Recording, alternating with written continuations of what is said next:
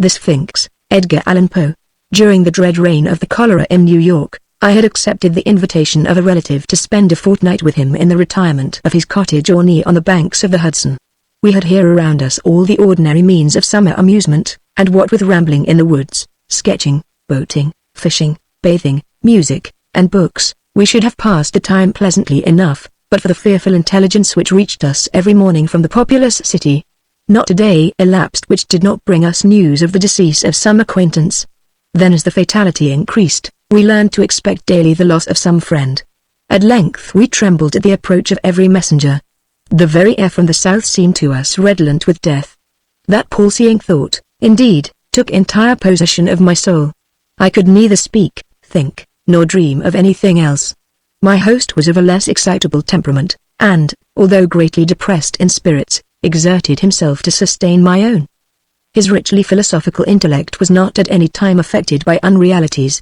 To the substances of terror he was sufficiently alive, but of its shadows he had no apprehension. His endeavors to arouse me from the condition of abnormal gloom into which I had fallen, were frustrated, in great measure, by certain volumes which I had found in his library. These were of a character to force into germination whatever seeds of hereditary superstition lay latent in my bosom. I had been reading these books without his knowledge, and thus he was often at a loss to account for the forcible impressions which had been made upon my fancy. A favorite topic with me was the popular belief in omens, a belief which, at this one epoch of my life, I was almost seriously disposed to defend. On this subject we had long and animated discussions, he maintaining the utter groundlessness of faith in such matters, I contending that a popular sentiment arising with absolute spontaneity, that is to say, without apparent traces of suggestion, had in itself the unmistakable elements of truth, and was entitled to as much respect as that intuition which is the idiosyncrasy of the individual man of genius. The fact is, that soon after my arrival at the cottage there had occurred to myself an incident so entirely inexplicable, and which had in it so much of the portentous character, that I might well have been excused for regarding it as an omen. It appalled, and at the same time so confounded and bewildered me, that many days elapsed before I could make up my mind to communicate the circumstances to my friend. Near the close of exceedingly warm day, I was sitting, book in hand, at an open window, commanding, through a long vista of the river banks, a view of a distant hill, the face of which nearest my position had been denuded by what is termed a landslide, of the principal portion of its trees. My thoughts had been long wandering from the volume before me to the gloom and desolation of the neighboring city. Uplifting my eyes from the page, they fell upon the naked face of the bill, and upon an object, upon some living monster of hideous conformation, which very rapidly made its way from the summit to the bottom, disappearing finally in the dense forest below. As this creature first came in sight, I doubted my own sanity, or at least the evidence of my own eyes, and many minutes passed before I succeeded in convincing myself that I was neither mad nor in a dream. Yet when I described the monster, which I distinctly saw, and calmly surveyed through the whole period of its progress, my readers, I fear, will feel more difficulty in being convinced of these points than even I did myself. Estimating the size of the creature by comparison with the diameter of the large trees near which it passed, the few giants of the forest which had escaped the fury of the landslide, I concluded it to be far larger than any ship of the line in existence. I say ship of the line, because the shape of the monster suggested the idea the hull of one of our 74 might convey a very tolerable conception of the general outline. The mouth of the animal was situated at the extremity of a proboscis some 60 or 70 feet in length, and about as thick as the body of an ordinary elephant. Near the root of this trunk was an immense quantity of black shaggy hair, more than could have been supplied by the coats of a score of buffaloes, and projecting from this hair downwardly and laterally, sprang two gleaming tusks not unlike those of the wild boar, but of infinitely greater dimensions. Extending forward, parallel with the proboscis, and on each side of it, was a gigantic staff, 30 or 40 feet in length, formed seemingly of pure crystal and in shape a perfect prism. It reflected in the most gorgeous manner the rays of the declining sun. The trunk was fashioned like a wedge with the apex to the earth.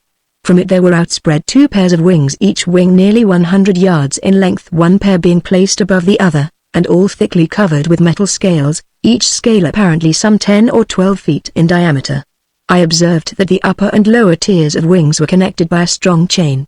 But the chief peculiarity of this horrible thing was the representation of a death's head, which covered nearly the whole surface of its breast, and which was as accurately traced in glaring white, upon the dark ground of the body, as if it had been carefully designed by an artist.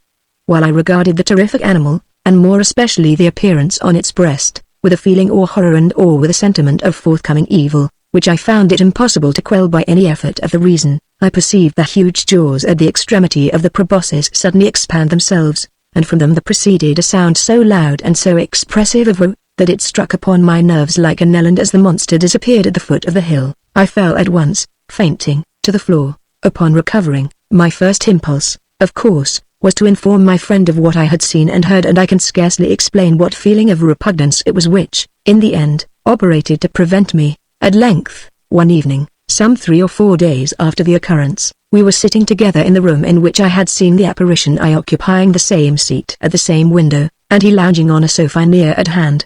The association of the place and time impelled me to give him an account of the phenomenon. He heard me to the end, at first laughed heartily, and then lapsed into an excessively grave demeanor, as if my insanity was a thing beyond suspicion. At this instant I again had a distinct view of the monster, to which, with a shout of absolute terror, I now directed his attention.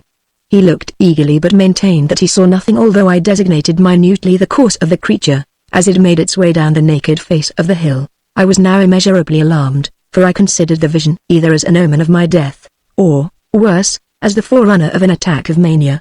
I threw myself passionately back in my chair, and for some moments buried my face in my hands. When I uncovered my eyes, the apparition was no longer apparent. My host, however, had in some degree resumed the calmness of his demeanor, and questioned me very rigorously in respect to the confirmation of the visionary creature. When I had fully satisfied him on this head, he sighed deeply, as if relieved of some intolerable burden, and went on to talk, with what I thought a cruel calmness, of various points of speculative philosophy, which had heretofore formed subject of discussion between us. I remember his insisting very especially, among other things, upon the idea that the principal source of error in all human investigations lay in the liability of the understanding to underrate or to overvalue the importance of an object, through mere mismeasurement of its propinquity. To estimate properly, for example, he said, the influence to be exercised on mankind at large by the thorough diffusion of democracy, the distance of the epoch at which such diffusion may possibly be accomplished should not fail to form an item in the estimate. Yet can you tell me one writer on the subject of government who has ever thought this particular branch of the subject worthy of discussion at all? He here paused for a moment, stepped to a bookcase, and brought forth one of the ordinary synopses of natural history. Requesting me then to exchange seats with him, that he might the better distinguish the fine print of the volume, he took my armchair at the window, and, opening the book, resumed his discourse very much in the same tone as before. But for your exceeding minuteness, he said, in describing the monster, I might never have had it in my power to demonstrate to you what it was. In the first place, let me read to you a schoolboy account of the genus Sphinx, of the family Crepuscularia, of the order Lepidoptera, of the class of insecta or insects. The account runs thus: 4 membranous wings covered with little colored scales of metallic appearance, mouth forming a rolled proboscis, produced by an elongation of the jaws, upon the sides of which are found the rudiments of mandibles and downy palpi. The inferior wings retained to the superior by a stiff hair, antennae in the form of an elongated club, prismatic, abdomen pointed. The death's-headed Sphinx has occasioned much terror among the vulgar, at times, by the melancholy kind of cry which it utters, and the insignia of death which it wears upon its corslet. He here closed the book and leaned forward in the chair, placing himself accurately in the position which I had occupied at the moment of beholding the monster. Ah, here it is! He presently exclaimed. It is reascending the face of the hill, and a very remarkable-looking creature I admit it to be. Still, it is by no means so large or so distant as you imagined it, for the fact is that, as it wriggles its way up this thread, which some spider has wrought along the window sash, I find it to be about the 16th of an inch in its extreme length, and also about the 16th of an inch distant from the pupil of my eye.